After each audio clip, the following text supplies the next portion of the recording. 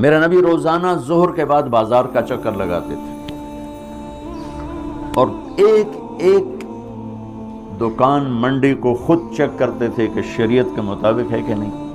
ہمارے علماء کو تو بازار کا راستہ نہیں آتا اور اس کو بزرگی سمجھتے ہیں کہ ہم بڑے بزرگ ہیں، ہم تو کبھی بازار جاتے ہی نہیں۔ میرے نبی روزانہ بازار جاتے تھے تو ایک منڈی میں ڈھیر لگا ہوا تھا غلے کا، جو یا گندم۔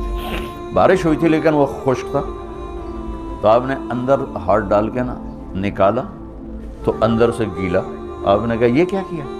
کہ یا رسول اللہ بارش آئی تھی تو وہ گیلا ہو گیا تھا، تو کوئی لیتا نہیں، تو میں نے گیلا اندر کر دیا اور خشک اوپر کر دیا۔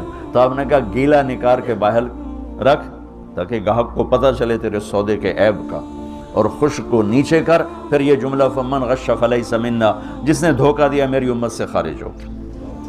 کتنی سخت بات